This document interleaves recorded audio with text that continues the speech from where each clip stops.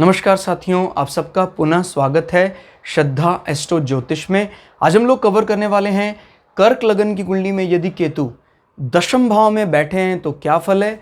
हम ये भी कह सकते हैं कर्क लगन की कुंडली में मेष राशि का केतु किस प्रकार का फल देता है। तो आइए शुरुआत करते हैं आज की क्लास का। लग्न से गिनते हैं अगर एंटी क्लॉकवाइज तो ये आता है दशम भाव, 10वां भाव। 10वां भाव क्या बताता है? 10वां भाव हमारे सोशल स्टेटस की बात करता है। अभी हम मेष राशि है, कर्क लग्न का जो भी जातक होगा, जब भी वो कार्य कोई काम देते हैं आप इसको, तो फिर वो बहुत ज़्यादा डोमिनेट हो जाता है। वैसे वो बड़ा हंसमुख रहता है कर्क लग्न वाला, लेकिन आपने उसको कोई कार्य दिया है उसमें वो बहुत ज़्यादा कह सकते हैं आप, अगर वो कार्य में लगा हुआ है तो मेष की तरह बर्ताव करने लग जाता है और उसमें उसको कोई कोताही बर्दाश्त नहीं करता है। क्लियर हो गया? जैसे अगर ऐसे लोग अपने ऑफिस में हैं तो बहुत ज़्यादा डिसिप्लिन से जान पड़ते हैं और अपने उस रवैये से अलग बर्ताव करते हैं। बड़े हंसमुख होते हैं वो, लेकिन उनका जो कार्य क्षेत्र है सामाजिक प्रतिष्ठा वाला, उसमें बड़े पारंगत और बड़े माहिर होते हैं। ऑफिस को लेकर एकदम अनुशासित हो जाते हैं वो। और अगर मंगल मजबूत अवस्था में है तो उसका ये अनुशासन सोसाइटी एक्सेप्ट करती है, उसको प्रेज मिलती है, उसको प्रशंसा मिलती है। लेकिन अगर इस भाव का स्वामी ठीक नहीं है, मंगल खराब स्थिति में, तो रिजल्ट खराब। इतना मेहनत करने के बाद भी आपको ये डिनाई कर देते हैं कि यार ये तो ज़्यादा अनुशासन दिखाने का प्रयास कर रहा है। इस प्रकार की इमेज घर के मालिक के खराब होने के कारण बनती है। अभी केतु यहाँ बैठे हुए हैं। केतु को अग्नि तत्व राशियों में प्राय सपोर्टिव माना जाता है। भाई जैसे राहु तो शनिवत है, केतु कुजवत है, तो अगर राहु यहाँ बैठते हैं तो शनि इस राशि में उच्च का होता है, अच्छा फल देगा राहु। केतु यहाँ बैठे हैं, मंगल की राशि है, तो जो मंगल की अपने प्राणों को न्योछावर करने की भावना है वो इसके अंदर आती है। अब इसमें सोचने वाली बात है, इसका कोई दुरुपयोग ना करे। अब जैसे शनि नीच का होकर यहां बैठ जाता है तो केतु अपने एजेंडे को त्याग देकर शनि के साथ चलेगा, और शनि क्योंकि नीच का है तो केतु भी फिर डिस्टर्ब हो जाएगा। और इस कंडीशन में अगर नीच भंग शनि का नहीं हो रहा है तो केतु की बुद्धि का दुरुपयोग हो सकता है। केतु को वॉयलेंट काम में शनि लगा सकता है। उसका कार्यक्षेत्र ऐसा हो सकता है कि वो संसार को किसी के कहने पर दुख देने वाला हो।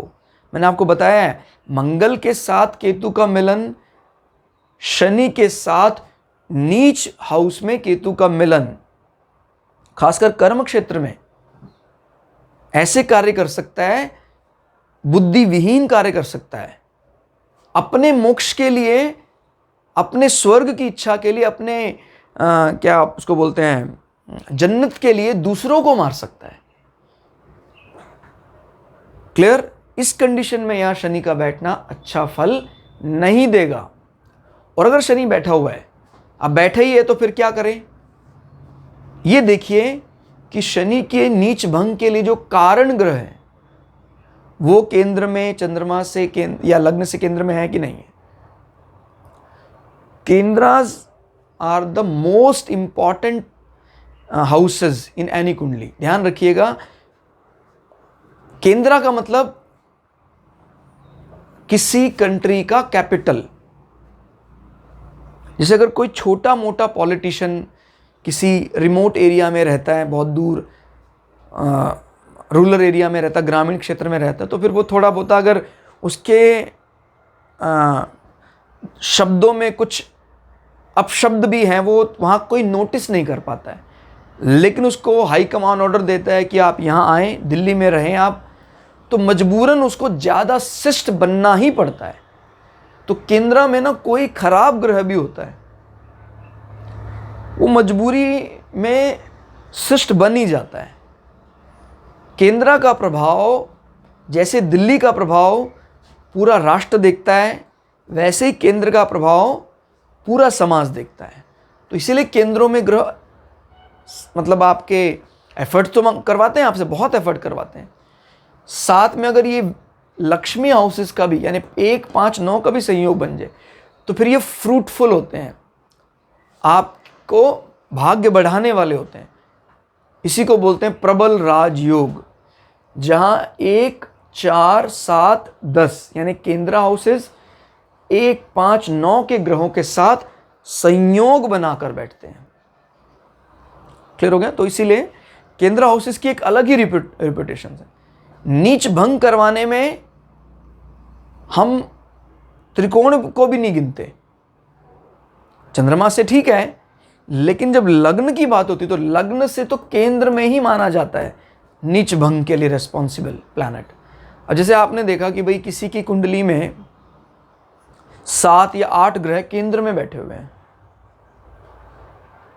तो ये मान के चलिए कि उसके सारे प्लैनेट भी अगर नीच में बैठे हैं तो सबका नीच भंग हो गया।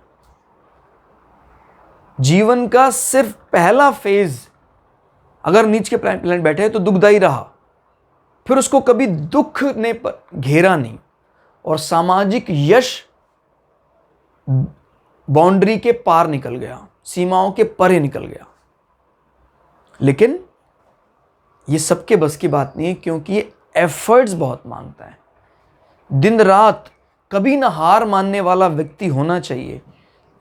अब हमें तो क्या चाहिए, 9 बजे ऑफिस जाएं, 5 बजे वापस।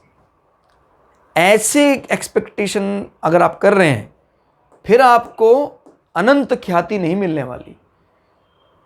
आपका ऑफिस टाइम नहीं, आपका तो जीवन का ही टाइम लर्निंग टाइम होना चाहिए।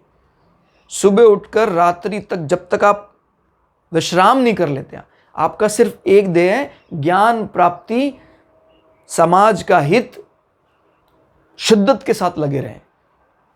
वो ही केंद्र के जो ग्रह बैठे हैं 6, 7, 8, 9, वो रिफ्लेक्ट करते हैं कि आपकी वैसी इमेज है। ठीक हो गया? अभी केतु कर्म क्षेत्र में, मंगल अगर अच्छा है तो ऑफिस में बहुत ज़्यादा बातचीत ना करने वाला, फिर भी सब मिलकर रहते हैं, सब उसको स्वीकार करते हैं। क्लियर होगा? क्योंकि केतु दिमाग ज़्यादा नहीं लगाता, उसको बोला है काम करो, काम करता है, बहुत मेहनती माना जा सकता है।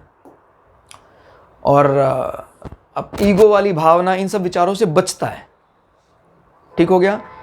दशम भाव आपके घुटने का भी माना जाता है, तो बहुत पुष्ट नहीं लेकिन निर्दोष। ठीक है? अब यहां से दृष्टि की बात करते हैं। 1, 2, 3, 4, 5। द्वितीय भाव में हालांकि शुक्र, बृहस्पति, बुध, चंद्रमा जैसे प्लैनेट अच्छे माने जाते हैं, बट केतु भी यहां इस सिंह राशि, अग्नि तत्व राशि का सपोर्ट पा रहा है। तो आदमी क्योंकि कर्म क्षेत्र में बैठकर सपोर्ट कर रहा और अच्छे मूड में है, तो आदमी बहुत ज़्यादा बॉदर नहीं करता, लेकिन बैंक बैलेंस उसका बन जाता है। नेट रिजल्ट के लिए सूर्य को टटोलें आप। सूर्य कहाँ है? कहते हैं सूर्य अपने घर में बैठा है या फ्रेंड के हाउस में बैठा है, अच्छा रिजल्ट देगा। सूर्य का एक कारकत्व भी माना जाता है, यहाँ बैठकर भी सूर्य बलि माना जाएगा। वो दृष्टि मत रखना कि भी अपने से 12, हर बार अपने से 12 खराब ही होता है, ऐसा नहीं है। ऐसे तो फिर शनि के 10-11 इकट्ठे ही होते हैं। पता लगा यहाँ कोई बैठ गया तो आप कहेंगे अपने से 12 बैठा, खराब हो गया शनि। नहीं, ये जरूर देखना है किस राशि में है, परिवर्तन राजयोग में बैठा है तो नहीं है, या विपरीत राजयोग में तो नहीं बैठा है।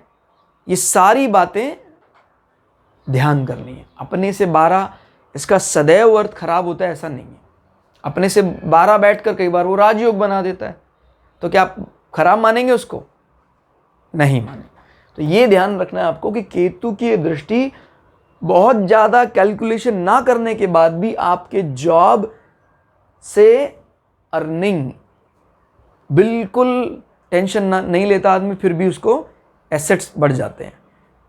कुटुंबियों को लेकर आदमी बहुत ज़्यादा उनको इकट्ठा करना, संवाद करना, ऐसा कोई दिखाई नहीं देता है, लेकिन फिर भी सब साथ रहते हैं। सूर्य अगर साथ बैठा है तो जो भी कुटुंबी होते हैं वो सब मतलब कहीं ना कहीं गवर्नमेंट के साथ संबंध, इस प्रकार के पदों में रहने वाले, क्योंकि सूर्य है राजा, तो उस प्रकार का एक रॉयल्टी दिखाने का प्रयास करते हैं और उसमें सक्षम भी हैं वो, क्योंकि सूर्य स्वग्रह ही है। केतु की दृष्टि पड़ रही है, केतु की दृष्टि यहां पर एक पॉजिटिव एंगल दे रहा है। वैसा तो है, लेकिन कभी सिर्फ दिखावा करने से ही जीवन चला रहे हैं ऐसा नहीं है। केतु का परहेज है, केतु दिखावे से बचने वाला प्लैनेट है। अब इसमें ये गूढ़ बात समझनी है कि अगर सूर्य कमजोर है और केतु यहां दृष्टि डाल रहे हैं तो क्या है, आदमी मटेरियल गेन के हिसाब से बिना बॉर्डर के धन इकट्ठा करना, ये सब चीज़ों में अच्छा है, लेकिन जब कभी उसको धन की बड़ी ज़्यादा आवश्यकता होती है, यानी अब किसकी बात हो रही है, रिजल्ट की, तब उसको हाथ खाली लगता है। रिश्तेदार कम बातचीत करते हैं फिर भी सब राजी रहते हैं, लेकिन रिश्तेदारों से जब कुछ एक्सपेक्टेशन होती हैं वो बिगड़ जाता है, क्योंकि सूर्य कम होने से, सूर्य कमज़ोर होने से आपकी क्रेडिबिलिटी या आपकी प्रॉमिसिंग नेचर पर भी बुरा असर पड़ता है। तो वादा पूरा करेगा या वादा खिलाफी करेगा, द्वितीय भाव से देखा जाता है। अब इन बिटवीन फेज तो अच्छा है, सब आपके सामने कम वार्तालाप करते फिर भी सब आपको अच्छा कह देते हैं, लेकिन जब आपको किसी से कुछ आवश्यकता आन पड़ी है, बड़ी मुश्किल से मिलता है अगर द्वितीय भाव का स्वामी कमजोर है। 5, 6, 7, 7वीं दृष्टि को काउंट नहीं करना है। 8, 9, 9वीं दृष्टि छठे भाव में पड़ रही है। मतलब ये 9वीं राशि किसकी मानी जाती है, बृहस्पति की। सैजिटेरियस, बृहस्पति का क्षत्रिय रूप, किसी राज दरबार में कार्य करने वाला राजपुरोहित, तो अपने शत्रुओं को लेकर, अपने ऋणों को लेकर, रोगों को लेकर क्षत्रिय की तरह दिखाई देता है, डटकर मुकाबला करने वाला, लेकिन बिना झगड़े। बृहस्पति का क्षत्रिय रूप कभी लड़ाई की बात नहीं करेगा। इसका स्वामी अगर उच्च का होकर केंद्र में बैठ जाए बहुत अच्छा माना जाएगा। ये मत सोचना ये छठे का स्वामी होकर, एक तो वो उच्च का है, दूसरा ये नवम भाव का भी स्वामी है। बलि हो गया इसका स्वामी। केतु की दृष्टि बताती है कि आदमी अपने शत्रु, अपने ऋण पर विचार नहीं करता और अपने आप ही शत्रु स्वतः नष्ट हो जाते हैं। और जो भी उसने ऋण लिया है, देखिए अगर बृहस्पति की अवस्था अच्छी है तो उल्टा वो ऋण देने वाला होगा। अगर बृहस्पति की स्थिति थोड़ी कमजोर भी है तभी भी केतु यहां सपोर्ट करते हैं, यानी जो भी आपने ऋण लिया है उस पर बहुत ज्यादा ध्यान नहीं देते और समय पर उसको चुका ही देते हैं। क्लियर? और क्या बताता है केतु, प्रायः चीजों पर दूरी बना, आदमी अपने शरीर का ध्यान नहीं रखता है, रोगों का ध्यान नहीं रखता है, लेकिन ये नेगेटिव डायरेक्शन में कब होगा, अगर बृहस्पति बहुत कमजोर है तो ध्यान नहीं देता, वो अच्छी बात, आपका एक प्रकार से समय सिर्फ शरीर के मोह के लिए नहीं जा रहा है।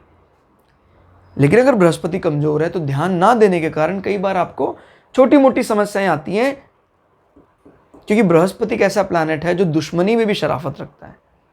हाँ, लीवर संबंधी विकार हो सकते हैं अगर बृहस्पति कमजोर है। तो ये था केतु का दशम भाव में फल। क्लास आपको कैसी लगी कमेंट करके जरूर बताइएगा। मिलते हैं अगली क्लास में, तब तक के लिए जय श्री भगु पराशरा, जय श्री शुक्राचार्य, नमस्कार।